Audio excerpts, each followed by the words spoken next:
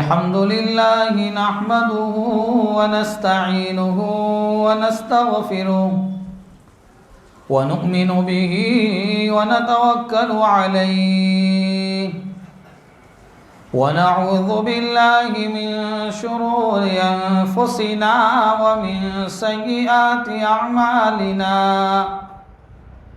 من يهده الله فلا مضل له ومن يضلله فلا هادي له ونشهد أن لا إله إلا الله وحده لا شريك له ونشهد أن سيدنا وسندنا ونبينا وحبيبنا ومولانا محمدا عبده ورسوله أما بعد فأعوذ بالله من الشيطان الرجيم بسم الله الرحمن الرحيم أينما تكونوا يدرككم الموت ولو كنتم في بروج مشيدة صدق الله العظيم اللهم صل على سيدنا محمد وعلى آل سيدنا محمد وبارك وسلم۔ حق تعالیٰ جل شانہ نے اس دنیا میں مجھے اور آپ کو زندگی عطا فرمائی، اس لیے جس دن میں اور آپ پیدا ہوئے تھے اسی دن، اسی گھڑی اور اسی سیکنڈ میں حق تعالیٰ جل شانہ نے بے شمار اپنے بندوں کو پیدا فرمایا تھا۔ شریعت مطہرہ اور دین اسلام کے قوانین کے مطابق مسلمان کے گھر میں پیدا ہونے والے بچے کے داہنے کان میں اذان اور بائیں کان کے اندر اقامت یعنی تکبیر کہی گئی۔ جب میں اور آپ پیدا ہوئے تھے ہمارے کانوں میں اذان اور اقامت کہی جا چکی ہے۔ میری اور آپ کی زندگی کی صرف نماز جنازہ باقی ہے۔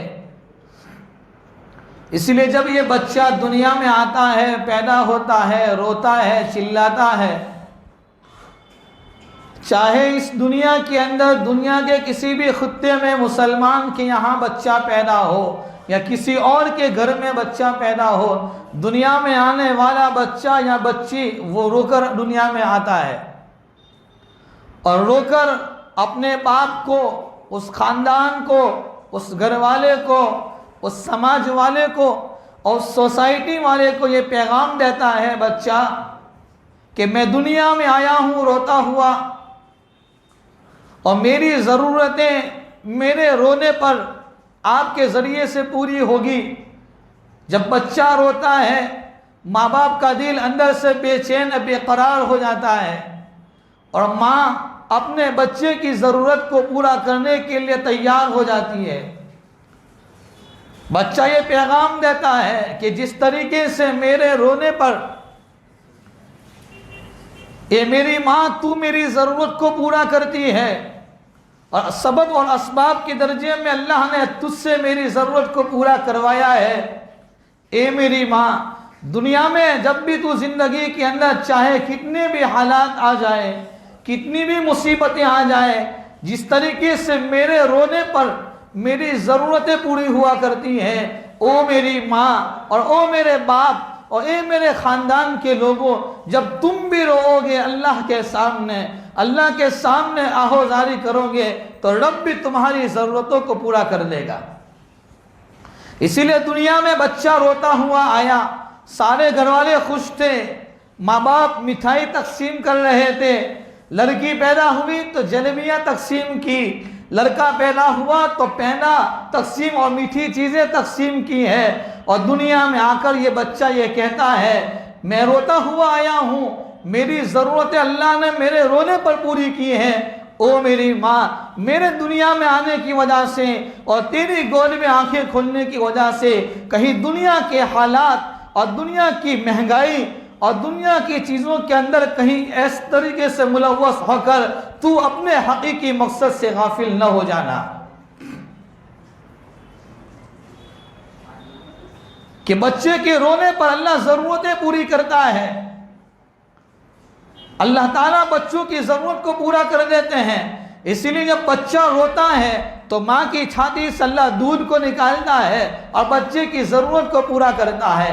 اسی لیے دنیا کے اندر آنے والے بچے کے ذریعے سے یہ پیغام دیا جاتا ہے کہ اے دنیا کے انسانوں، اے اللہ کے بندوں، تم دنیا میں روتے ہوئے آئے تھے، سارے گھر والے خوشیاں منا رہے تھے، جب تم دنیا سے جاؤ تو چاہے گھر والے رو رہے ہو، تم خوشی خوشی اور ہنستے چہرے کے ساتھ، مسکراہٹ کے ساتھ دنیا سے جاؤ۔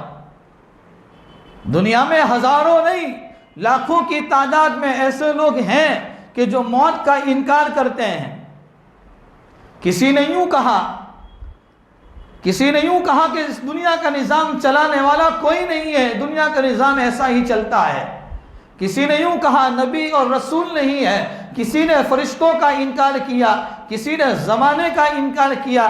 دنیا میں آج تک کوئی بھی ایسا پیدا نہیں ہوا جس نے موت کا انکار کیا ہو۔ موت یہ میرے اور آپ کی آنا یقینی ہے، اس لیے میں نے قرآن کریم کی آیت کریمہ پڑھی، اَيْنَمَا تَكُونُوا يُدْرِككُمُ الْمَوْتُ وَلَوْ كُنْتُمْ فِي بُرُوجٍ مُشَيَّدَةٍ۔ تم جہاں کہیں بھی ہو موت تمہیں آ پکڑے گی، چاہے تم اپنی دکان میں ہو، اپنے کارخانہ میں ہو، اپنے مکان کے اندر ہو، اپنی بڑے بڑے بنگلوں اور کوٹھیوں میں چاہے چھپ جاؤ، موت وہاں بھی آ پکڑے گی۔ موت سے کوئی بھاگ نہیں سکتا۔ تو ہمارے کانوں میں اذان اور اقامت تکبیر کا ہو جانا یہ اس بات کی علامت ہے کہ جب میں اور آپ اس دنیا سے جائیں گے، نہ اذان ہوگی نہ اقامت ہوگی، صرف نماز جنازہ ہوگی۔ جس طریقے سے اذان ابھی کہی جائے گی، اس کے بعد تکبیر ہوگی اور فوراً نماز شروع ہو جاتی ہے۔ یہ پیغام دیا گیا ہے، اے مسلمانوں، اے دنیا کے انسانوں، اور اے اللہ کے بندوں، زندگی اتنی چھوٹی ہے، اتنی مختصر ہے، نہ معلوم تمہاری نماز جنازے کا وقت کب آ جائے۔ اس لیے قرآن کریم میں حق تعالیٰ جل شانہ نے ایک جگہ پر فرمایا، آج دنیا میں شوگر کی اور کینسر کی اور بڑی بڑی بیماریوں کا علاج دنیا میں موجود ہے، لوگ علاج کرواتے ہیں۔ ہم دعا کرتے ہیں اللہ تعالیٰ ان تمام بیماریوں سے میری آپ کی امت کے تمام لوگوں کی اللہ حفاظت فرمائے۔ لیکن دنیا کی ٹیکنالوجی نے اور دنیا کی سائنس نے اور دنیا کے حکیموں اور ڈاکٹروں نے ہر بیماریوں کا علاج تجویز کیا، آج تک دنیا میں کوئی ایسا پیدا نہیں ہوا جس نے یہ علاج پیدا کیا ہو، جس نے ایسی ٹیکنالوجی پیدا کی ہو کہ آدمی اس کے ذریعے سے موت سے بچ سکے۔ ہزاروں لوگ منومن مٹی کے نیچے دفن ہو گئے، جس کی ایک بول پر، اس کی زبان کے کچھ الفاظ پر سارے محلے والے جمع ہو جاتے تھے اور سارے گاؤں والے جمع ہو جاتے تھے۔ اس کے ایک فون پر ہزاروں لوگ حاضر ہو جاتے تھے، جس کے کپڑے کے اندر کبھی کرچلیاں نہیں ہوا کرتی تھی، جس کے کپڑے کے اندر بہت خوبصورتی نظر آتی تھی، جس کے کپڑے پر ایسی خوشبو مہکتی تھی کہ جب وہ گلیوں سے گزرتا تھا تو سارے محلے والے سمجھ جاتے تھے یہ تو ہمارے محلے کا فلاں مالدار آدمی ہے۔ لیکن دنیا نے ایسا دیکھا ہے اور دنیا کے لوگوں نے اپنی آنکھوں سے مشاہدہ کیا ہے، بڑے بڑے طاقتور آئے، بڑے بڑے خوبصورت آئے اور بڑے بڑے عہدیدار آئے، بڑے بڑے مالدار آئے اور منومن مٹی کے نیچے دفن ہو گئے۔ آج ان کا کوئی پرسان حال نہیں ہے۔ کورونا کا دور آیا، اس کورونا کے دور میں ہزاروں نہیں لاکھوں کی تعداد میں منومن مٹی کے نیچے دفن ہو گئے۔ اسی لیے موت کا آنا یقینی ہے، کفن کے ملنے میں شک ہے کہ کفن بھی ملے گا کہ نہیں ملے گا۔ موت، آدمی روزانہ اپنی موت کو یاد کرے۔ حسن بصری رحمت اللہ علیہ ایک زمانے میں جواہرات بیچا کرتے تھے اور اس کا کاروبار کرتے تھے. اپنے ایک وزیر کے ساتھ بیٹھے ہوئے تھے. وزیر نے کہا حسن چلو نا ہم ایک جگہ جا رہے ہیں اپنے بادشاہ کے ساتھ ایک جنگل میں, آپ بھی ہمارے ساتھ چلیے. حسن بصری رحمت اللہ علیہ ساتھ میں ہو گئے اور اس وزیر کے ساتھ گئے. ایک دور جگہ پر ایک جنگل میں لے گیا وہ وزیر. وہاں ایک خیمہ لگا ہوا تھا. اس خیمے اور اس تمبو کے اندر ایک قبر, ایک مزار بنی ہوئی تھی. لوگ اس کا طواف کر رہے تھے. بڑے بڑے مالدار, بڑے بڑے حکیم, بڑے بڑے ڈاکٹر اس مزار کا طواف کر رہے تھے. جب یہ مالداروں کا, حکیموں کا, ڈاکٹروں کا چکر ختم ہوا اور ان کا طواف ختم ہوا تو پھر عورتیں آئی اور زیب و زینت کے ساتھ اپنے آپ کو آراستہ کرتے ہوئے, اپنے آپ کو سنوارتے ہوئے اور ایسی خوبصورتی کے انداز میں آ کر انہوں نے بھی طواف کیا. حسن بصری رحمت اللہ علیہ ایک دور جگہ بیٹھے ہوئے تھے. یہ سارے منظر کو دیکھ رہے تھے. بہت سوچا کہ آخر کیا ہے, کوئی بات سمجھ میں نہیں آئی. اس وزیر سے پوچھا, وزیر تم مجھے یہاں لائے, لوگ اس مزار کا طواف کرتے ہیں, آخر معاملہ کیا ہے؟ وزیر نے بتایا کہ اصل میں بات یہ ہے کہ اس خیمے اور اس تمبو کے اندر ایک آدمی ہے جس کی مزار ہے, جس کی مزار ہے وہ نوجوان تھا اور بڑا شہزادہ تھا, بڑا خوبصورت تھا, بڑا طاقتور تھا. قیصر روم کے بادشاہ کا اس کا یہ لڑکا ہے, اس کی مزار ہے. ہم اس کو یہ طواف کر کے یہ بتانا چاہتے ہیں کہ اے بادشاہ کے لڑکے, اگر تیری زندگی کا بچانا ہمارے ہاتھ میں ہوتا تو یہاں ڈاکٹروں کی ٹیم کھڑی ہے, اگر تجھے بچانا ہمارے ہاتھ میں ہوتا تو یہاں بڑے بڑے عقل مند کھڑے ہیں, اگر تجھے موت کے پنجے سے بچانا ہمارے ہاتھ میں ہوتا تو یہاں نوجوان اور خوبصورت لڑکیاں کھڑی ہیں اور جو اس کا طواف کر رہی ہے تاکہ اس کی خوبصورتی کے ذریعے سے تجھے موت کے پنجے سے بچایا جائے. حسن بصری رحمت اللہ علیہ کے قلب اور دل پر یہ بات بہت ایک اثر کر گئی. وہ آئے اپنے علاقے میں, اپنے گھر, اور سارے جواہرات کو اللہ کے راستے میں تقسیم کر دیا اور ایک ایسا زمانہ گزرا کہ زمانے کے اندر بڑے امام بنے ہیں. تو میں کہہ رہا تھا موت آنا یقینی ہے.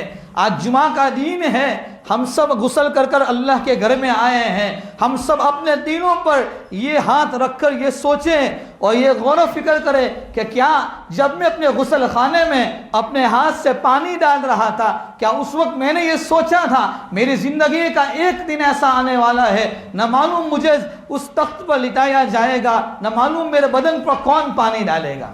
آج میں نے اور آپ نے اپنے ہاتھوں سے بہترین کپڑے پہنے ہیں. میری اور آپ کی زندگی کا ایک دن ایسا آنے والا ہے, نہ معلوم کون ہمیں کفن کا وہ ٹکڑا پہنائے گا. قرآن کریم میں حق تعالیٰ فرماتے ہیں 5 چیزوں کا علم اللہ نے کسی کو نہیں دیا. قرآن کریم میں اللہ تعالیٰ فرماتے ہیں ساری چیزوں کا علم اللہ نے دیا ہے, لیکن 5 چیزوں کا علم اللہ نے اپنے نبی کو نہیں دیا ہے. قرآن کہتا ہے ان اللہ عنده علم الساعة وينزل الغيث ويعلم ما في الأرحام وما تدري نفس ماذا تكسب غدا وما تدري نفس بأي أرض تموت.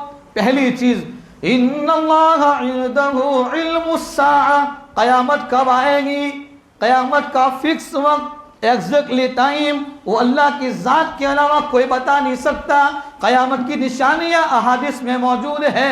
علامت صغریٰ بتائی کہ چھوٹی علامت یہ ہوگی, علامت کبریٰ بتائی کہ بڑی نشانیاں یہ ہوگی, لیکن قیامت کا فکس ٹائم یہ اللہ کی ذات کے علاوہ کوئی نہیں بتا سکتا. وَيُنَزِّلُ الْغَيْثَ, بارش کتنی نازل ہوگی, کون سے جگہ پر, کون سے علاقے میں, کہاں پر, کس وقت میں بارش کتنی ہوگی, دنیا کی سائنس اور ٹیکنالوجی صرف آگاہی رہتے ہیں, وہ بھی فکس وقت نہیں بتا سکتے ہیں. وَيَعْلَمُ مَا فِي الْأَرْحَامِ, عورت کے پیٹ میں کیا ہے, بچہ ہے بچی ہے, خوبصورت ہے, کالا کلوتا ہے, اس کا رزق کتنا ہے, اس کی موت کب لکھی ہے, وہ اللہ کی ذات کے علاوہ کوئی نہیں جانتا ہے. وَمَا تَدْرِي نَفْسٌ مَاذَا تَكْسِبُ غَدًا, آئندہ کل کیا ہونے والا ہے, بلکہ آئندہ کل کی بات چھوڑو, سیکنڈ کے بعد کیا ہونے والا ہے مجھ اور آپ کو اس کا علم نہیں. ہمارے یہاں ہمارے علاقے میں ہمارے ملنے والے بڑی عمر کے, وہ جا رہے تھے یو کے, یہاں سے سفر کر کے بمبئی ایئرپورٹ پر پہنچے, اور ان کے ساتھ ایک آدمی چھوڑنے کے لیے گیا تھا. میں آپ کو بتانا چاہتا ہوں موت آدمی کو کہاں پکڑتی ہے. جب وہ یہاں سے چھوڑنے کے لیے بمبئی گئے, وہ اندر میں ایئرپورٹ میں چلے گئے, اور انہوں نے کہہ دیا اندر سے کہ آپ چلے جاؤ گھر, اب میں اندر آ گیا ہوں, میرا سارا کام اب ہو جائے گا. اور جو آدمی چھوڑنے گیا تھا وہ کہہ رہا تھا نہیں, جب تک آپ کا امیگریشن نہیں ہوگا, آپ فلائٹ میں نہیں بیٹھیں گے, وہاں تک میں یہاں سے نہیں ہٹوں گا. وہ اپنی بات پر ضد کرتا رہا, وہ چچا اپنی بات پر ضد کرتے رہے, یہاں تک کہ وہ اندر میں چچا چلے گئے, اور وہ جب جیسے ہی گئے امیگریشن کے اوپر جا کر اپنی پاسپورٹ دیا ہے اور وہیں پر اپنی گردن کو رکھ دیا ہے. ان کی بیٹی اس یو کے کے اندر ایک مدرسے میں نواسی عالمہ بن رہی تھی, وہ اس خوشی کے موقع پر اس جلسے میں شرکت کے لیے جا رہے تھے. ایک لڑکی ہے اور یہ لڑکی انتظار کرتی ہے کہ میرا نانا آئے اور میرے اس خوشی کے پروگرام میں میرے ساتھ شرکت کرے. کون نہیں چاہتا ہے. جیسے ہی پاسپورٹ دی ہے اپنی گردن کو وہاں ڈال دیا ہے. جو لڑکی اپنے نانا کے آنے پر خوشی کا انتظار کر رہی تھی, وہ سب سے پہلے موت کی خبر وہ سنتی ہے. موت آدمی اس سے چوکنا رہے, موت آ کر پکڑے گی اور موت آ کر رہے گی.